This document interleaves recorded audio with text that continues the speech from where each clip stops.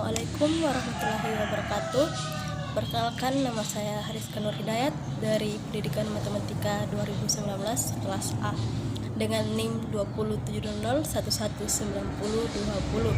Nah, hari ini saya akan membahas salah satu materi dari mata kuliah struktur aljabar 1, yaitu himpunan. Jadi langsung saja kita beralih ke pembahasannya. Jadi langsung saja kita masuk ke pembahasannya. Jadi pengertian yang pertama yaitu pengertian dari himpunan. Nah, himpunan adalah kumpulan objek atau sesuatu yang dapat didefinisikan dengan jelas dan spesifik.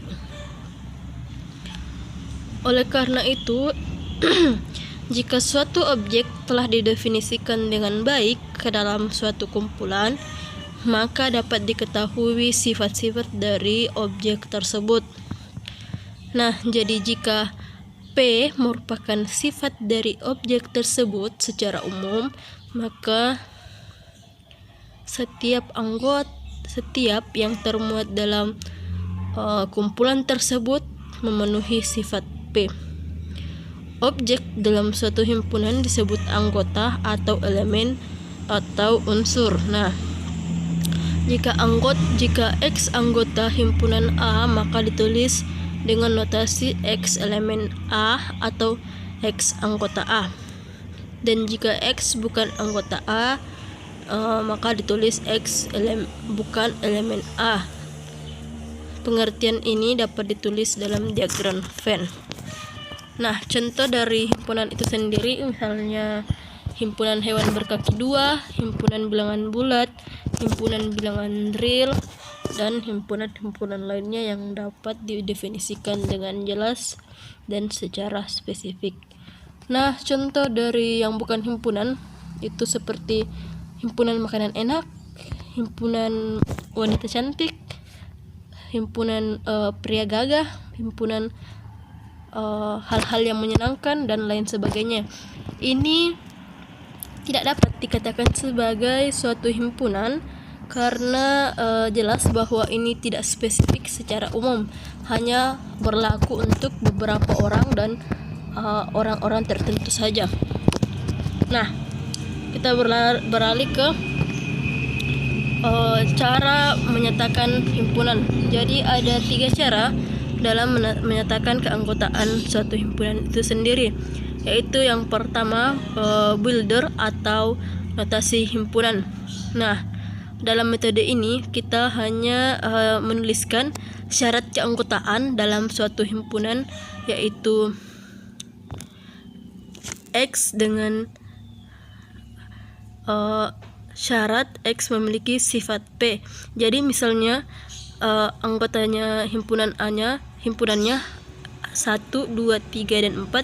Jadi jika diubah ke dalam bentuk builder, maka dapat ditulis X, di mana X adalah bilangan bulat positif dan X kurang dari 5. Nah, contoh lainnya itu ada di slide.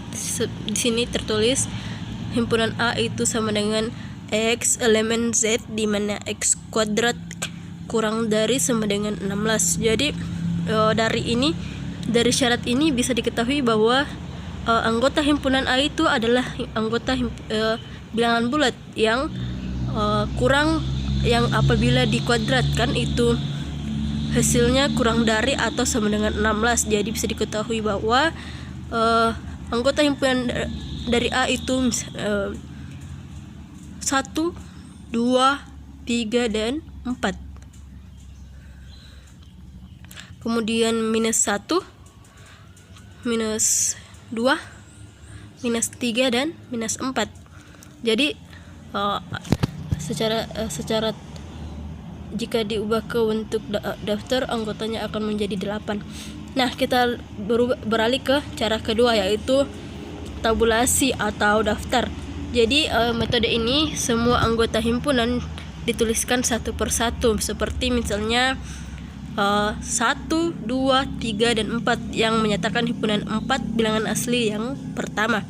Nah, contoh lainnya itu adalah A, yang ada di slide. Contoh himpunan A, anggotanya adalah A, I, U, dan O. Jadi ini kita daftar satu persatu semua anggotanya.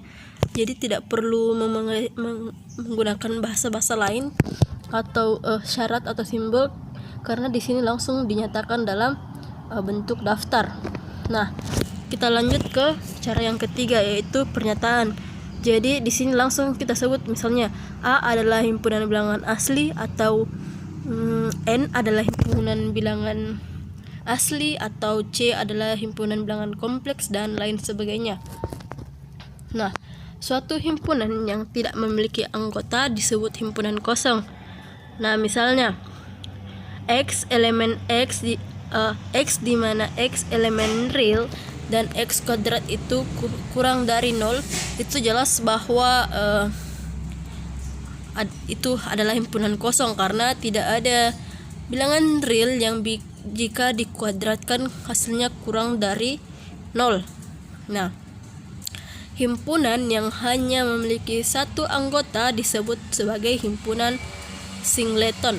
Nah, selanjutnya notasi N, Q, R, Z, dan C akan digunakan berturut-turut sebagai himpunan bilangan asli, bilangan rasional untuk Q, bilangan real untuk R, bilangan bulat untuk Z, dan untuk C itu bilangan kompleks. Nah, bisa juga gunakan notasi khusus untuk interval dari garis bilangan, di mana misalnya jika A dan B bilangan-bilangan real dengan A kecil dari B, maka ketika A, B menggunakan kurung kurawal, maka X itu elemen real di mana X kurang dari atau sama dengan A, besar dari sama dengan A, dan kurang dari atau sama dengan B. Ini disebut sebagai interval tutup. Nah, jika keduanya menggunakan kurung biasa, maka bisa disebut X elemen real di mana X kurang dari B dan besar dari A. Ini disebut sebagai interval buka. Nah, selanjutnya yaitu kalau misalnya A, B di sisi A itu menggunakan kurung siku dan di sisi B itu menggunakan kurung biasa, maka X elemen real di mana X kecil dari atau sama dengan A dan B dan X kurang dari B disebut interval setengah buka atau buka kanan. Nah, yang terakhir yaitu kalau misalnya A, B di mana di samping A itu menggunakan kurung siku dan kurung biasa, dan samping B itu menggunakan kurung siku, maka X elemen real di mana X besar dari A dan kurang dari atau sama dengan B. Ini disebut sebagai interval setengah buka atau buka kiri. Selanjutnya kita beralih ke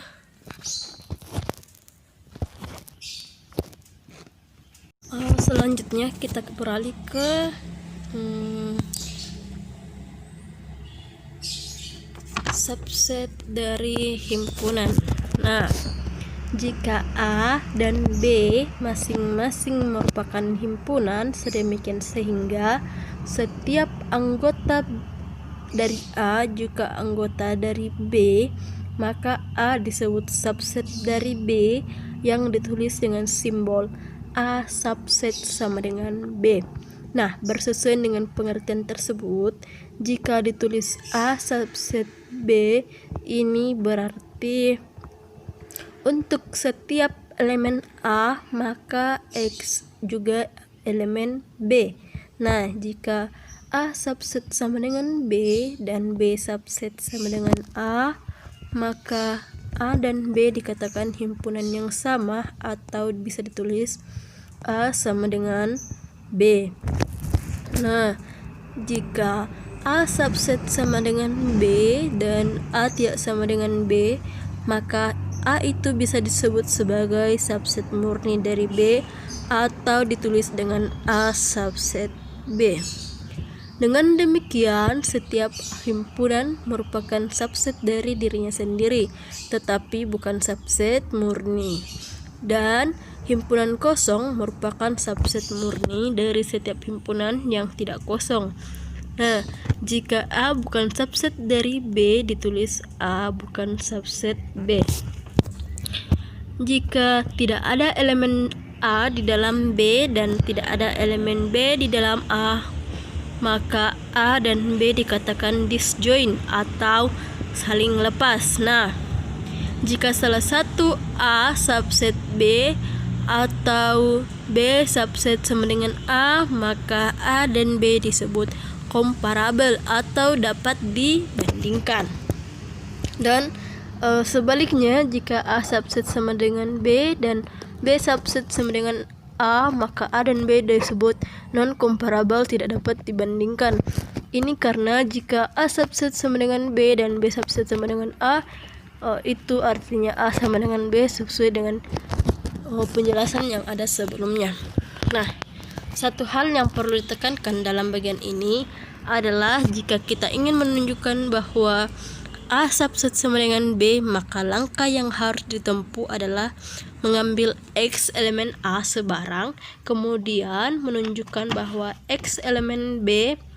Demikian juga untuk menunjukkan kesamaan dari suatu himpunan, harus ditunjukkan bahwa himpunan tersebut saling memuat, yaitu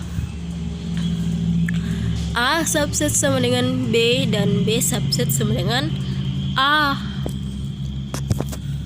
Nah, contohnya yaitu misalkan anggota himpunan A yaitu 1, 2, dan 3. Sementara anggota himpunan B itu 1, 2, 3, 4, dan 5. Maka dapat dinyatakan bahwa A subset murni dari B. Nah, contoh kedua, misalkan P itu anggotanya A, B, C, dan Q itu anggotanya B, CA, CAB, maka dapat dinyatakan bahwa P subset sama dengan Q dan Q subset sama dengan P, atau P itu sama dengan Q yang memenuhi kesamaan dua himpunan.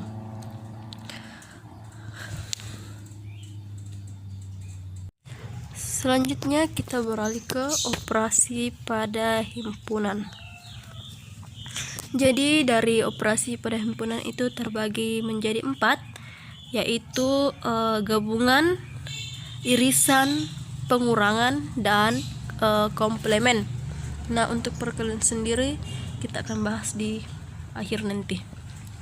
Jadi yang pertama kita bahas yaitu gabungan. Nah, gabungan himpunan A dan himpunan B ditulis A gabung B adalah himpunan yang ditulis A gabung B adalah himpunan yang semua anggotanya dari A dan B. Jadi secara matematis itu bisa ditulis seperti yang ada di slide. A gabung B itu sama dengan X, di mana X adalah elemen A atau X juga elemen atau X elemen B. Jadi ketika digambarkan dalam diagram Venn, maka bentuknya adalah sebagai berikut. Nah, di sini kita lihat bahwa yang menjadi gabungan A gabung B itu semua anggota yang ada di A dan ada di B. Jadi ketika A dan B ini saling lepas, maka A gabung B itu juga menjadi tetap semua anggota yang ada di A dan di B. Jadi intinya adalah A gabung B itu semua anggota dari himpunan A kemudian digabung dengan semua anggota yang ada dari himpunan B. Jika ada anggota yang sama itu hanya ditulis sekali dan tidak ditulis sebanyak 2 kali. Contohnya di sini himpunan A anggotanya A, I, U, dan himpunan B anggotanya E, O, maka A gabung B itu A, I, U, E, O. Ini diambil dari semua anggota A dan juga anggota B. Nah, selanjutnya yang kedua yaitu himpunan A itu anggotanya X, di mana X itu elemen real dan besar dari 0. Kita catat besar dari 0. Dan yang kedua yaitu B, anggotanya ya X elemen real, sama-sama anggota bilangan real dengan anggota himpunan A tadi. Kemudian di sini syaratnya X-nya itu kecil dari 0. Nah, jadi di sini bisa diketahui bahwa himpunan gabungan dari A dan B, A gabung B itu adalah X, di mana X itu elemen real dan tidak sama dengan 0 karena di himpunan A diketahui bahwa X-nya itu lebih besar dari 0 dan himpunan B itu X-nya kurang dari 0. Jadi bisa diketahui bahwa A gabung B itu adalah semua bilangan real di mana X tidak sama dengan 0. Nah, selanjutnya kita beralih ke yang ketiga, yaitu di sini ada himpunan. Di sini tertulis A gabung B, tapi sebenarnya ini adalah yang pertama itu adalah himpunan A, di mana anggotanya adalah 1, 2, 5, 7 dan 9. Kemudian yang kedua yaitu himpunan B, di mana anggotanya adalah 2, 4, 6 dan 8. Maka A digabung B itu anggotanya adalah 1 sampai dengan 9, yaitu 1, 2, 3, 4, 5, 6, 7, 8, 9. Ini diambil dari himpunan A dan himpunan B yang ada di soal. Nah, kita lanjut ke irisan. Baik, selanjutnya adalah irisan. Jadi, irisan dari dua himpunan A dan B ditulis A iris B, di mana adalah himpunan yang anggotanya semua anggota A yang sekaligus anggota B. Jadi, ketika misalnya ditulis A iris B, itu berarti kita harus mencari himpunan A yang ya juga ada di B. Jadi secara matematis ditulis A iris B itu sama dengan X, di mana X adalah elemen A dan juga X adalah elemen B. Oleh karena itu dua himpunan A dan B yang saling lepas, maka jika ada dua himpunan A dan B yang saling lepas, maka A iris B itu adalah himpunan kosong. Karena ketika misalnya kita ingin mencari irisan dari dua himpunan, sementara himpunan itu sendiri adalah himpunan yang saling lepas atau himpunan yang tidak memiliki kesamaan dalam anggotanya, itu berarti kita tidak dapat menemukan irisannya, atau bisa dikatakan bahwa hasilnya adalah himpunan kosong. Nah, jika digambarkan dalam diagram Venn, A iris B itu bisa digambarkan sebagai berikut. Nah, dari gambar ini bisa diketahui bahwa A iris B itu bisa kita dapat dari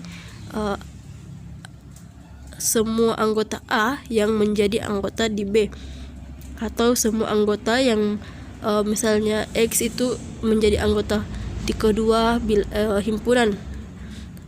Semua anggota yang menjadi anggota di kedua himpunan itu artinya maksudnya bilangan itu harus ada di kedua himpunan tersebut. Jadi kita beralih ke contoh soal. Nah, di sini contohnya misalnya jika A itu 2, anggotanya 2, 4, 6, 8, 12, dan anggota himpunan B itu 3, 6, 9, 12, dan 15, maka bisa diketahui bahwa A iris B itu 3, 6, dan 12. Ini karena anggota A yang juga ada di anggota B itu hanya 3, 6, dan 12. Jadi A iris B itu hanyalah 3, 6, dan 12. Nah, selanjutnya kita beralih ke himpunan contoh soal yang kedua. Di sini ada jika himpunan A anggotanya A, B, C, himpunan B anggotanya A, D, E, dan himpunan C anggotanya F dan G, maka bisa diketahui bahwa A iris B itu adalah anggotanya hanya satu, yaitu A. Jadi A iris B itu bisa dikatakan sebagai singleton atau himpunan yang hanya memiliki satu anggota. Dan B iris C itu adalah himpunan kosong karena tidak ada anggota B yang ada di anggota C, di himpunan anggota C. Nah, kita beralih ke contoh soal yang ketiga.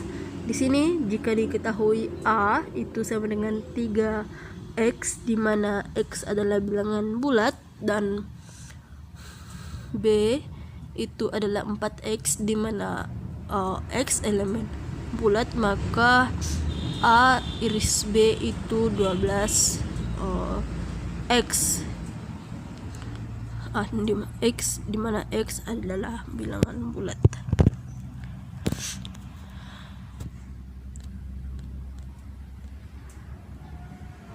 Baik, kita beralih ke operasi pada himpunan yang kedua, yaitu pengurangan atau different.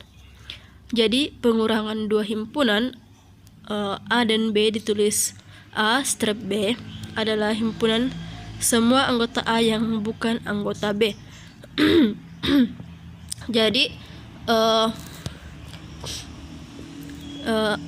A kurang B itu adalah X, di mana X di A, X anggota di A tetapi X bukan anggota B.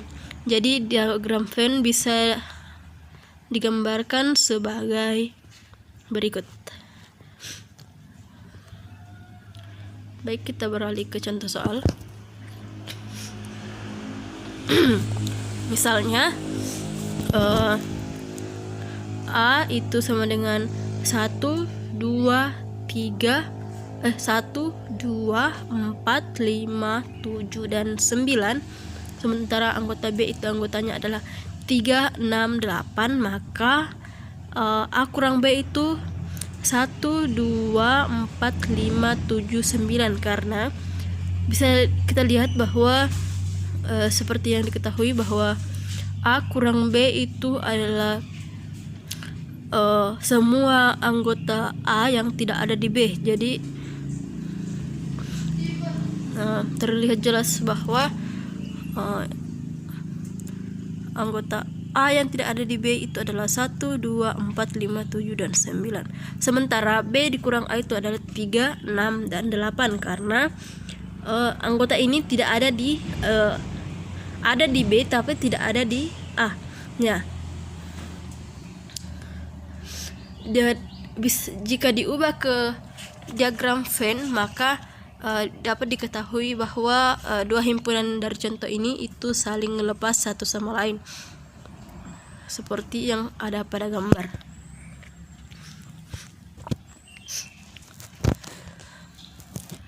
Baik, kita beralih ke operasi pada himpunan yang terakhir, yaitu komplement.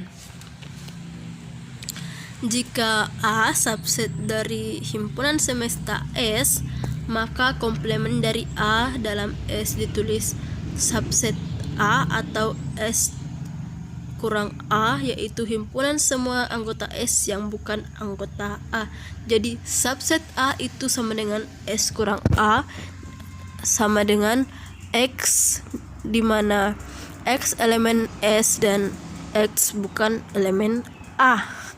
Jadi contohnya, jadi jika kita gambarkan dalam diagram Venn, maka bentuknya kan seperti ini. Jadi bisa diketahui bahwa yang menjadi yang menjadi anggota dari subset A itu sendiri adalah semua anggota himpunan semesta yang bukan anggota himpunan A, atau bisa dikatakan bahwa subset A itu adalah hasil dari S dikurang A, atau anggota himpunan semesta yang tidak ada di anggota himpunan A. Baik, kita beralih ke contoh soal. Nah, di sini contoh yang pertama 1 2 anggota A itu 1 2 3 5 2 1 3 5 dan 7. Dan himpunan semestanya adalah 1 2 3 4 5 7 dan 8. Maka subset A itu atau sama dengan subset himpunan semesta dikurang himpunan A adalah 2 4 6 8, karena A subset sama dengan S, sehingga subset A itu sama dengan X, dimana X elemen S dan X bukan elemen A, atau dapat juga ditulis subset A itu sama dengan X elemen S, dimana X bukan elemen A. Dengan demikian subset dari subset A itu adalah X elemen S dan X bukan elemen subset A, atau X elemen S dimana X elemen A, hasilnya adalah himpunan A itu sendiri. Kemudian subset dari S adalah X elemen S dan X bukan elemen S, jadi bisa diketahui bahwa hasilnya adalah himpunan kosong. Kemudian subset dari himpunan kosong itu X elemen S, dimana X bukan elemen himpunan kosong, dan hasilnya tentu himpunan semesta.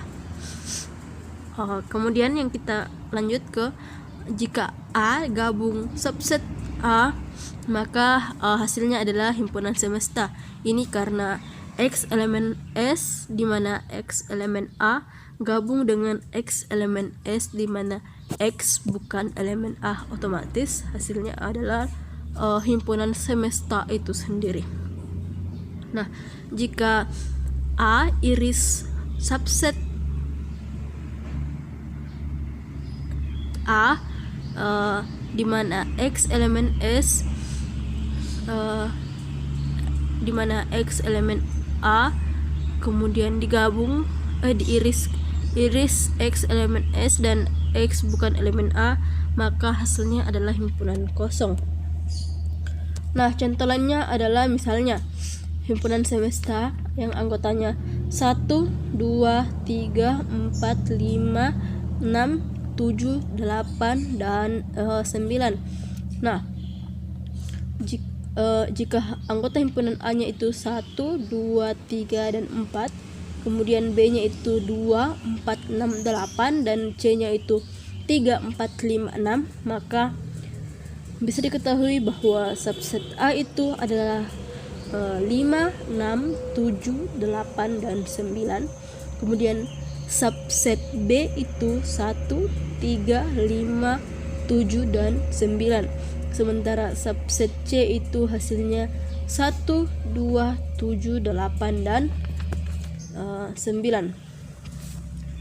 Contoh lainnya adalah misalkan himpunan semesta U itu sama dengan R, di mana himpunan semua bilangan bulat. Nah, jika himpunan A itu anggotanya X, di mana X kuadrat besar sama dengan 4, maka subset dari A adalah X, di mana X kuadrat kurang dari 4, atau subset dari A itu adalah X, di mana bilangan antara negatif 2 dan positif 2. Nah, kita lanjut. Jadi subset A itu dapat kita gambarkan pada garis bilangan sebagai interval buka dari negatif 2 sampai dengan 2. Yang perlu dicatat bahwa dalam praktik himpunan semesta, U diketahui sehingga tidak perlu dinyatakan secara spesifik. Dengan demikian kita tuliskan subset dari A itu sama dengan X, di mana X bukan anggota dari A. Baik, kita lanjut ke hukum operasi himpunan. Jadi di sini ada 6 dari hukum dari operasi himpunan itu sendiri. Yang pertama, hukum idempoten yang menyatakan bahwa A gabung A itu hasilnya adalah A, dan A iris A itu hasilnya adalah A. Nah, kemudian yang kedua yaitu hukum identitas yang menyatakan bahwa yang pertama A gabung himpunan kosong itu hasilnya adalah A, dan yang kedua A iris himpunan kosong hasilnya adalah himpunan kosong. Nah, kita lanjut ke hukum yang ketiga yaitu hukum komutatif. Nah, di sini ada dua, yaitu yang pertama A gabung B itu sama dengan B gabung A. Yang kedua A iris B itu sama dengan B iris A. Selanjutnya adalah hukum asosiatif, di mana A gabung buka kurung B gabung C itu sama dengan dalam kurung A gabung B yang kemudian hasilnya digabung dengan C. Yang kedua A iris dari B iris C itu sama dengan hasil dari A iris B yang kemudian diiris dengan himpunan C.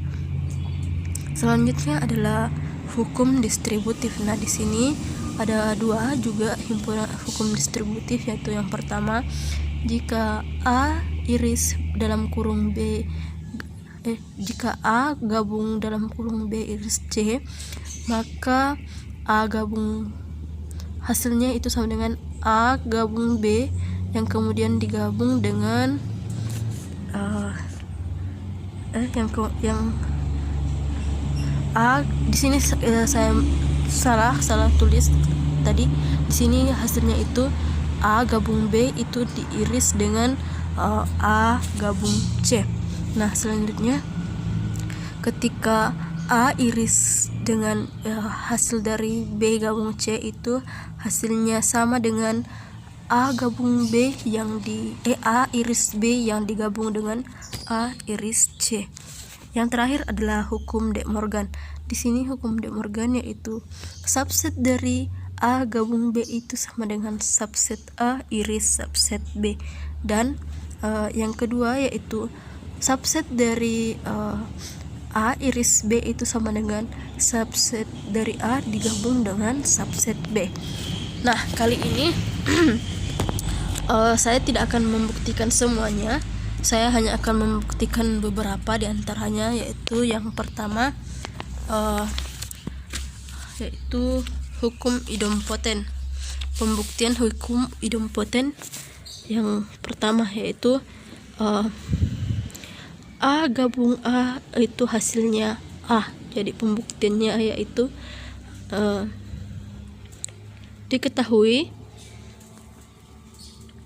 A gabung A itu sama dengan A jika dan hanya jika A gabung A subset sama dengan A dan A subset sama dengan A gabung A, ambil sebarang X elemen A gabung A subset sama dengan A. Berarti X elemen A dan X elemen A berakibat X elemen A. Karena itu A gabung A subset sama dengan A. Selanjutnya ambil sebarang X elemen A, berarti X elemen A dan X elemen A dapat didatasikan X elemen A gabung A. Nah, hal ini mengakibatkan A subset sama dengan A gabung A. Jadi dapat disimpulkan bahwa A gabung A itu hasilnya adalah A. Nah, kemudian hukum idempoten yang kedua yaitu A iris A itu hasilnya adalah A. Nah, pembuktiannya yaitu diketahui A iris A itu sama dengan A jika dan hanya jika A iris A itu subset sama dengan A dan A subset sama dengan A itu A iris A.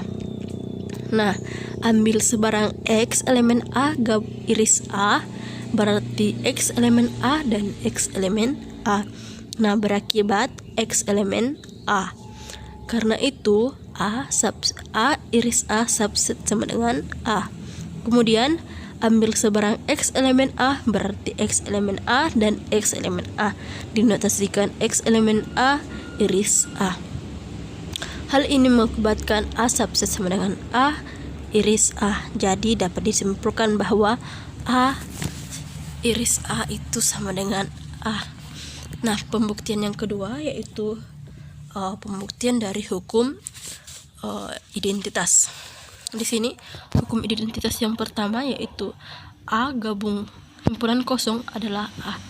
Buktinya diketahui A gabung himpunan kosong sama dengan A jika dan hanya jika A gabung himpunan kosong subset sama dengan A dan A subset sama dengan A gabung himpunan kosong. Nah, ambil sebarang X di X elemen A gabung himpunan kosong berarti X elemen himpunan kosong. Namun karena X tidak memiliki anggota, maka X bukan elemen himpunan kosong. Jadi dinyatakan X elemen A sehingga A gabung himpunan kosong itu subset sama dengan A. Ambil sebarang X elemen A berarti X elemen A itu atau X elemen himpunan kosong. Pernyataan tersebut dapat dibenarkan karena X elemen A bernilai benar, maka apapun nilai kebenaran dari X elemen himpunan kosong, entah itu benar atau salah, maka pernyataan tersebut selalu benar karena dihubungkan dengan kata atau. Nah, sehingga didapat A subset sama dengan A gabung himpunan kosong. Dari kedua uraian tersebut dapat dinyatakan bahwa A gabung himpunan kosong itu adalah A. Selanjutnya hukum identitas yang kedua yaitu A iris himpunan kosong, hasilnya adalah A. Di sini jika diketahui A gabung A iris himpunan kosong sama dengan A jika dan hanya jika A iris himpunan kosong subset sama dengan himpunan kosong dan himpunan kosong subset sama dengan A himpunan kosong. A iris himpunan kosong. Nah, ambil sebarang X elemen A iris himpunan kosong berarti X elemen A dan X elemen himpunan kosong. Karena himpunan kosong subset murni dari A berarti X elemen himpunan kosong, sehingga didapat A iris himpunan kosong itu subset sama dengan himpunan kosong karena menurut teorema himpunan kosong merupakan bagian seluruh himpunan, maka jelas bahwa himpunan kosong subset sama dengan A iris himpunan kosong. Dari kedua uraian tersebut dapat disimpulkan bahwa A iris himpunan kosong itu hasilnya adalah A. Nah, pembuktian yang ketiga yaitu hukum distributif yang dimana hanya satu yang saya buktikan di sini, yaitu A gabung B iris C itu sama dengan A gabung B iris A gabung C. Pembuktiannya, misalkan X elemen A yang buka kurung B iris C sebarang, maka X elemen A atau X elemen B iris C, di mana jika dan hanya jika X elemen A atau X elemen B dan X elemen C itu jika dan hanya jika X elemen A atau X elemen B iris X elemen A atau X elemen C. Nah, jika dan hanya jika X elemen gabungan dari A dan B dan X elemen gabungan dari A dan C. Jika dan hanya jika X elemen A gabung B iris A iris A gabung C. Karena X elemen A gabung B gabung C diambil sebarang, maka dapat disimpulkan bahwa untuk setiap X elemen A gabung B iris C, maka X elemen A gabung B iris A gabung C. Dengan demikian diperoleh yang pertama A gabung B iris C itu subset sama dengan A gabung B iris A gabung C. Dengan cara yang sama ditunjukkan bahwa Yang kedua yaitu A gabung B iris C itu unsubset sama dengan A gabung B iris A gabung C. Dengan misalkan Y elemen A gabung B iris A gabung C sebarang kemudian menunjukkan bahwa Y elemen A gabung B iris C, dari pernyataan 1 dan 2 dapat disimpulkan bahwa A gabung B iris C itu sama dengan A gabung B kemudian digabung dengan A gabung C. Kemudian yang pembuktian selanjutnya yaitu pembuktian hukum De Morgan yang pertama, yaitu subset dari A gabung B itu sama dengan subset dari A iris subset dari B. Pembuktiannya misalkan X elemen subset dari A dan A gabung B sebarang, maka X elemen A gabung B jika dan hanya jika X elemen A dan X bukan elemen B, jika dan hanya jika X elemen subset A dan X elemen subset B, jika dan hanya jika X elemen gabungan dari subset A dan subset B. Ini berarti subset dari A gabung B itu subset sama dengan subset A iris subset B. Dengan cara yang sama dapat ditunjukkan subset A iris subset B subset sama dengan subset dari A gabung C. Jadi subset dari A gabung B itu sama dengan subset A iris subset B. Nah, selanjutnya kita beralih ke materi terakhir dari himpunan, yaitu perkalian himpunan. Jika A dan B dua himpunan, maka himpunan semua pasangan berurutan A, B dengan A elemen A dan B elemen B dikatakan perkalian kartesius dari A dan B ditulis A kali B. Jadi dalam matematika ditulis A kali B sama dengan A, B, di mana A elemen A dan B elemen B. Dua pasangan berurutan A1 B1 dan A2 B2 dikatakan sama jika A1 sama dengan A2 dan B1 sama dengan B2. Oleh karena itu, secara umum A kali B itu tidak sama dengan B kali A.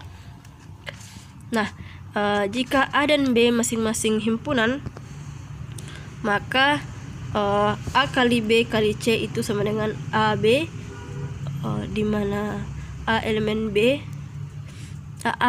A, B elemen B dikalikan dengan himpunan C. Hasilnya A, B, C, di mana A elemen A, B elemen B, dan C elemen C. Yang kedua yaitu ketika A kali buka kurung B kali C, itu hasilnya adalah A, B, C, di mana A elemen A, B elemen B, dan C elemen C. Sehingga perkalian kartesius dari suatu himpunan memenuhi sifat asosiatif. Secara umum, perkalian himpunan A1, A2 sampai dengan AN didefinisikan dengan A1 kali A2 kali seterusnya hingga A kali AN. Itu hasilnya adalah A1, A2 hingga A, AN, di mana AI elemen AI, di mana I adalah 1, 2, 3 hingga N. Jika A1 sama dengan A2 sama dengan hingga seterusnya AN, maka A1 kali AN hingga kali AN itu adalah hasilnya A pangkat N. Nah, ada beberapa teorema dalam perkalian. Yang pertama, jika A, B, dan C masing-masing subset tidak kosong dari himpunan S, maka A kali B iris C itu sama dengan A kali B iris A kali C. Yang kedua yaitu A kali B gabung C, hasilnya itu sama dengan A kali B gabung A kali C. Nah, teorema yang kedua yaitu jika A, B, C, dan D subset dari himpunan S, maka A kali B iris C kali D itu sama dengan A kali C kali A iris C kali B iris D. Yang kedua, jika A subset sama dengan B dan C subset sama dengan D, maka A kali C subset sama dengan B. Nah, baik, itu dari saya. Itu penjelasan dari saya mengenai materi himpunan. Kurang dan lebihnya mohon dimaafkan. Wabillahi taufiq wal hidayah. Wassalamualaikum warahmatullahi wabarakatuh dan terima kasih.